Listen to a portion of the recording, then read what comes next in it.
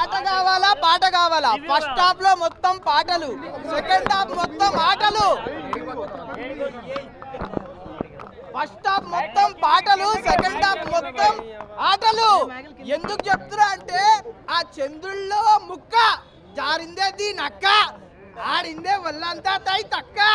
ఎందుకు ఇంతలాగా వాడుతున్నా అంటే ఏఆర్ రెహమాన్ గారికి మ్యూజిక్ లో ఆస్కార్ వచ్చింది, రామ్ చరణ్ గారికి యాక్టింగ్ లో ఖచ్చితంగా ఆస్కార్ వస్తుంది.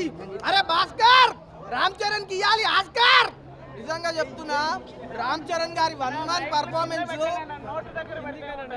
క్రికెట్, కుస్తీ, రన్నింగ్ కావాల్సింది గోల్డ్ మెడల్ కాదు, గోల్డెన్ హార్ట్ కావాలి. నిజంగా అసలు రామ్ చరణ్ గారి డెడికేషన్, హార్డ్ వర్క్ ఇందులో నిజంగా చెప్తాను, ఖచ్చితంగా రామ్ చరణ్ గారికి ఆస్కార్ అయితే ఇవ్వాలా. ఇది పూర్తిగా చెప్పాలంటే 1 man షో అండి. రామ్ చరణ్ గారు 1 man show. Janhvi Kapoor character ఏంటంటే అది సినిమా వరకు ఆవిడ ఏదో హీరోయిన్ ఉండాలన్న వరకు ఉంటుంది. అది దానివల్ల ఆ సినిమాకి ప్లస్ పాయింట్ కాదు, అలాగని మైనస్ కూడా కాదన్నమాట. ఆ విధంగా ఏంటంటే ఒక ఏది చెప్పాలంటే అంటే హీరోయిన్ పాయింట్ ఆఫ్ వ్యూలో కూడా ఇది చేసేవాళ్ళు ఉంటారు కాబట్టి, అది కూడా క్యాటర్ అయ్యేవాళ్ళు ఉంటారు కాబట్టి వాళ్ళ కోసం హీరోయిన్ పాత్ర ఉందని చెప్పాలి. ఎట్లుంది మూవీ? ఎట్లుంది? బాగుంది. బాగుందా? ఎవరు నచ్చారు నీకు సినిమాలో? పెద్ది నచ్చిందా? పడతాడు, లేస్తాడు, అయ్యో అనిపిస్తాడు అండ్ జస్ట్ నెగ్గాడు. అలాగా మన హీరో కాబట్టి నెగ్గేస్తాడని ఉండదు. సో బాగుందండి సినిమా. యాక్చువల్గా ఆవిడ ట్రైలర్లో చూసి ఏంటి ఇట్లా జస్ట్ గ్లామర్ కోసం పెట్టారనుకున్నారు. ఆవిడ ఉన్న కొన్ని సీన్స్ అయినా ఆవిడ యాక్చువల్గా యాక్టింగ్తోనే బాగా చేశారండి. గ్లామర్ కన్నా యాక్టింగ్ ఉంది సినిమాలో. కొన్ని సీన్స్ అయినా యాక్టింగ్ బాగా చేశారు దాంట్లో. రేటింగ్ అనే లేదండి, చూడండి, మంచి సినిమా, మిస్ అవ్వద్దు. 100% అండి. చాలా బాగుందమ్మా, చాలా బాగుంది. ఏం నచ్చింది మేడం? యాక్టింగ్ చాలా బాగుంది, డాన్స్ బాగుంది, ఎక్సలెంట్, అసలు చాలా బాగుంది, చాలా బాగుందమ్మా. చాలా చాలా బాగుంది, అన్ని బాగా ఆడారు. హిట్ మూవీ అమ్మా.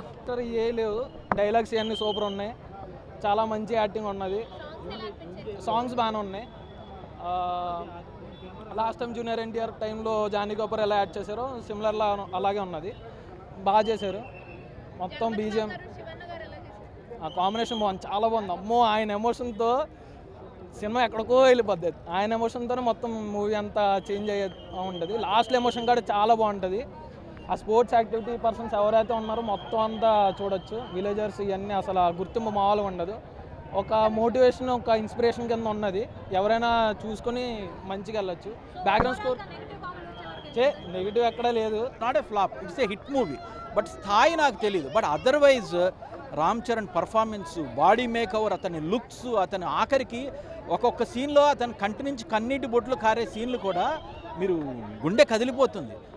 జగపతి బాబు సీన్లు చూసినా, శివరాజ్ కుమార్ కుస్తీ పట్టు సీన్లు చూసినా, ఇంకొక టార్చ్ లైట్ నోట్లో పెట్టుకుని చేసే ఫైట్ సీన్ చూసినా, రత్నవేల్ మ్యూజిక్ కానీ,